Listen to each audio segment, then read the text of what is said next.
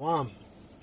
I want to give all honors and glories and praises to Yahweh, Bahashem Yahweh Shai, Bahashem Wakakodash, Yahweh, which is the one true name of the Heavenly Father, Yahweh Shai, who the world ignorantly calls Jesus Christ, but his one true name is Yahweh Shai, Bahashem, meaning coming in a name, Ba means coming in, Ha means the, Shah means name, Rakab means spirit, Kodash means holy. Peace, blessings, salutations of the hopeful elect, and shalom to you sincere brothers that are scattered abroad, pushing forth this word in truth and sincerity, and shalom to you sincere sisters that are listening in their silence, as the scriptures command you to do so. I am the brother Mashiach Razakah, and pretty much this is just another lesson I'm going to do again, and it's going to be titled as Isaiah 49:6. And the reason why I'm going over this again is just a reminder for those out there of Isaiah 49:6, because you got people, they'll come to you trying to justify that Isaiah 49:6 is talking about everybody and heathens can be saved. They'll get you with Isaiah 49:6. So I'm going to go over Isaiah 49:6 again. This is just a quick hit. I'm going to get this lesson is going to be shorter than my last lesson I did of Isaiah 49:6. But we're going to get it through the Spirit. And Lord willing, this lesson is edifying. This is Isaiah chapter 49 and verse 6. And it says, and he said it is a light, it is a Salakia. And he said it is a light thing that thou shouldest be my servant. Right? And who is the servant? Now, in this scripture here, it's talking about Isaiah. Right? In this context here of Isaiah 49:6, it's talking about Isaiah. But on a deeper context, it's referring to the prophets. Let's read again. It says, and he said, it is a light thing that thou shouldest be my servant, right? To rise up the tribes of Jacob, right? And yes, there's 12 tribes, right?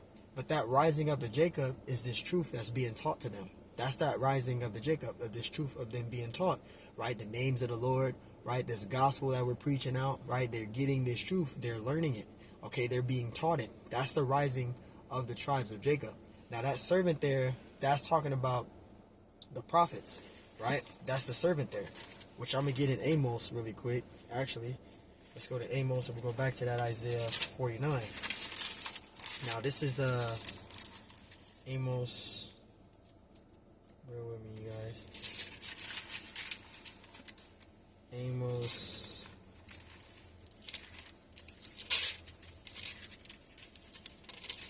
5 and 7. I mean, 3 and 7. Salakia. This is Amos 3 and 7. And it says, surely the Lord power will do nothing, but he revealeth his secret unto his servants, the prophets. You see that? So the servant there, that's talking about the prophets. Now, in this context of Isaiah 49:6, it's talking about Isaiah, but on a deeper context, it's talking about the prophets. Okay? And it says, verse 6, it says, and he said, it is the light thing that thou shouldest be my servant to the rising up the tribes of Jacob. And we broke that down. Okay? Yes, there's 12 tribes, absolutely. Right? And those, but the rising of those 12 tribes is this truth that's being taught to them. Okay? Knowing the name of the Lord, right? Who their power is, who they are, right? This gospel, this ministry, knowing that they're Israelites, etc. This truth that's being taught to them, that's the rising of Jacob, of the tribes of Jacob, which are the 12 tribes. Okay? And it says, and to restore the preserved of Israel. And who is the preserved? The preserved, that's the remnant. That's that preserved there. Okay? And we can get it in Isaiah 11 and 11. Okay? That's the preserved. Isaiah 11 and 11. And it says, and it shall come to pass in that day that the Lord shall set his hand again the second time to recover the remnant of his people. You see that? So that's who that preserved is talking about. The preserved of Israel, the preserved, that's talking about the remnant. So let's go back to Isaiah real quick. And it says, Isaiah 49:6, and he said, it is the light that thou shouldest be my servant to raise up the tribes of Jacob and to restore the preserved of Israel. The preserved of Israel is the remnant. All right? And we're reading that right here. It says, verse 11, Isaiah 11:11, and it shall come to pass in that day that the Lord shall set his hand again the second time to recover the remnant of his people. You see that? It says, which shall be left from Assyria and from Egypt and from Pathros and from Cush and from Elam and from Shinar and from Hamath and from the islands of the sea. Verse 12, and he shall set up an ensign before the nations, and shall assemble the outcasts of Israel, and gather together the dispersed of Judah from the four corners of the earth. So there you go. Okay? That's talking about the remnant. That's the preserved. Okay? I got another precept. Let's go to Isaiah 1. I think it's Isaiah 1 and 9 real quick. This is Isaiah chapter 1 and verse... This is Isaiah 1 and 9. And it says, except the Lord of hosts have left unto us a very small remnant. It says, we should have been as Sodom, and we should have been like unto Gomorrah. Right. So, the Lord, he destroyed Sodom and Gomorrah, right? So we know that the remnant is that preserved, right? The Lord preserved the remnant. You see, the Lord, he had mercy on us, because if he didn't care about the remnant, he didn't care about Israel, he would have destroyed us as well as how he destroyed Sodom and Gomorrah. You see that? But the Lord, he has mercy and love for us. So he's going to restore the preserved of Israel, which is the remnant. Okay? Sodom and Gomorrah was destroyed, right? But the Lord, he has mercy on Israel. Okay? This is, get back to this.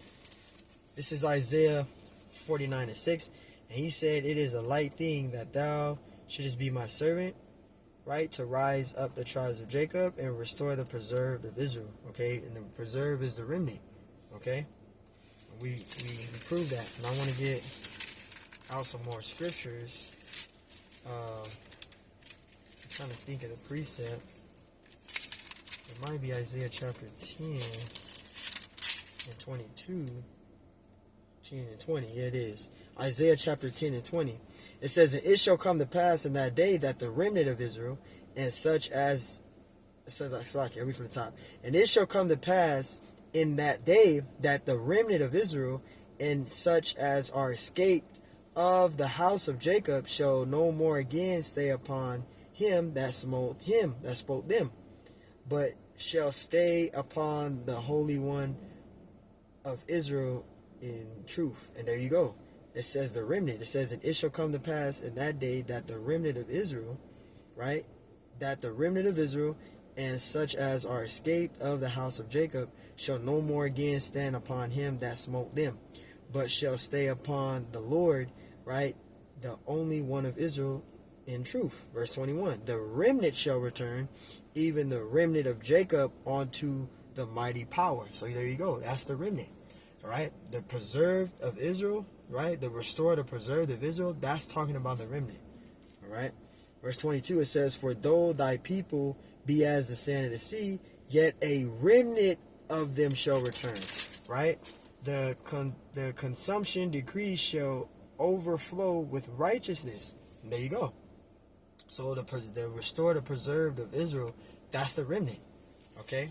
That's the remnant. That's who the preserved is, the remnant. Alright? I'm going to back up with a little bit of more scriptures. Let's go to Jude real quick. This is Jude. Bear with me. Jude. Should be... Bear with me, y'all.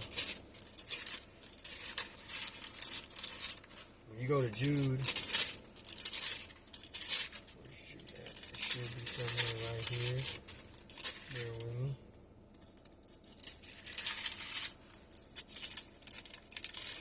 This is Jude chapter 1, and we're going to read verse 1 on down to verse 3. So check this out.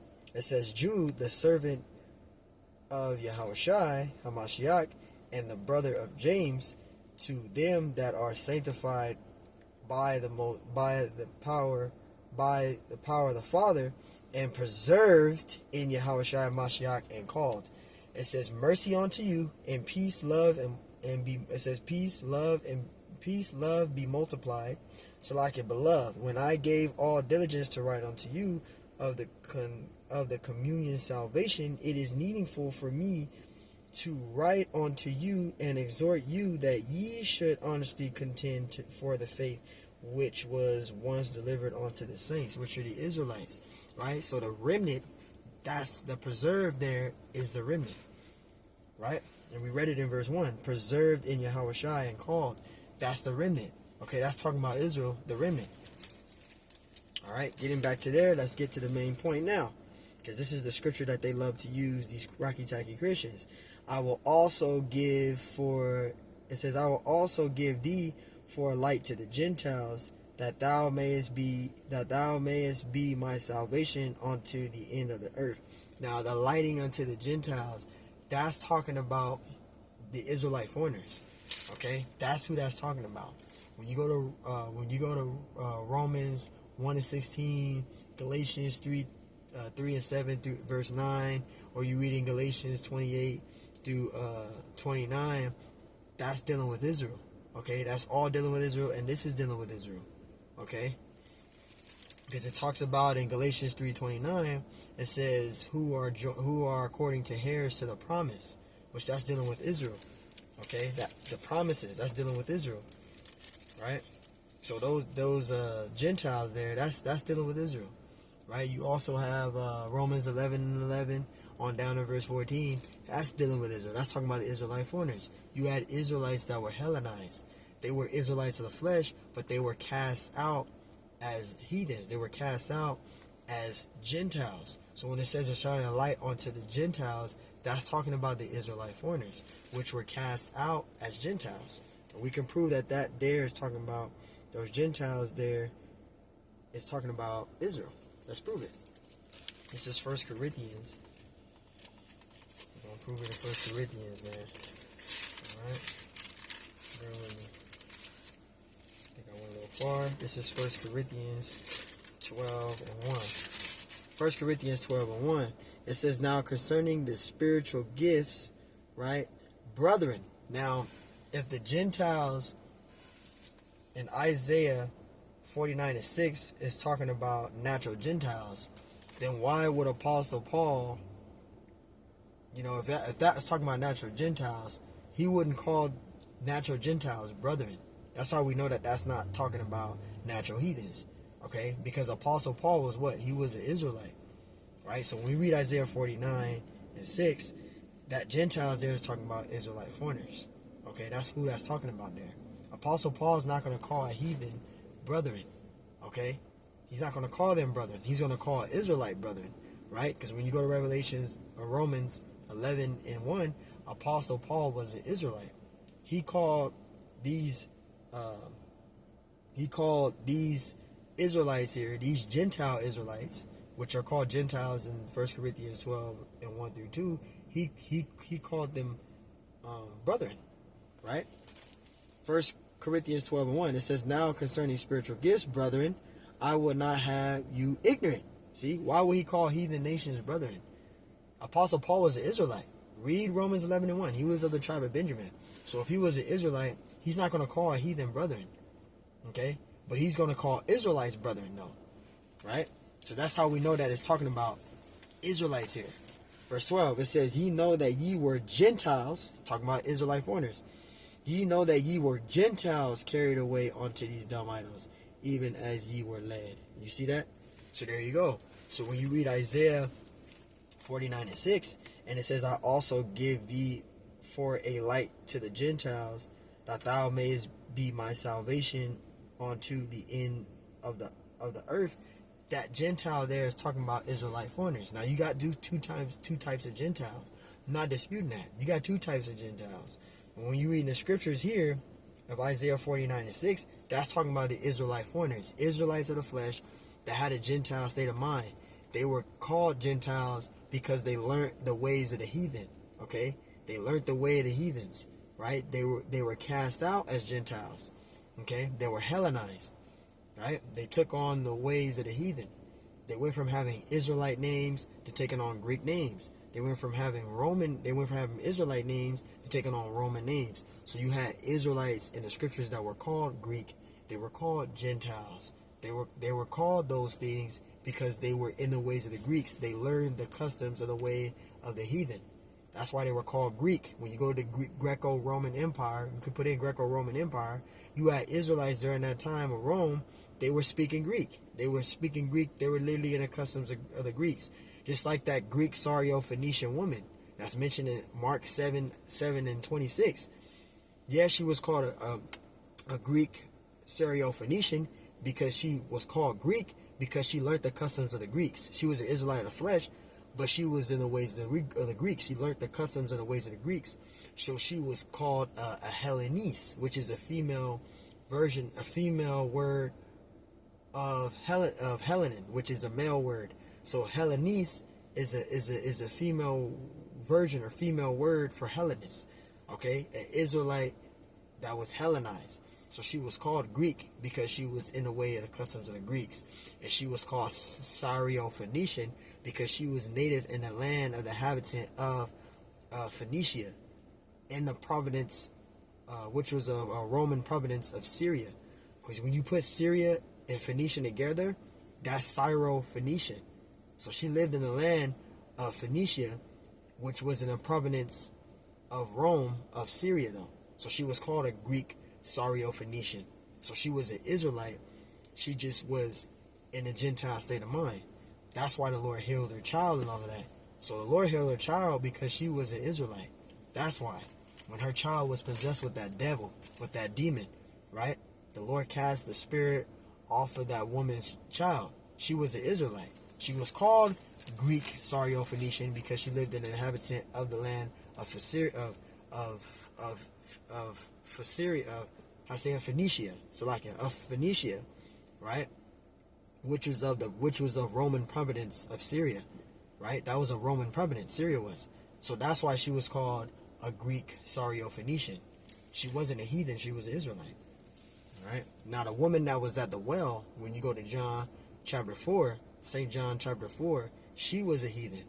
Okay? She wasn't an Israelite, she was a heathen. That Samaritan woman at the well, she was a heathen. She wasn't an Israelite. But the woman, that child that got healed, she was an Israelite. Alright? Continuing, Isaiah 49:6.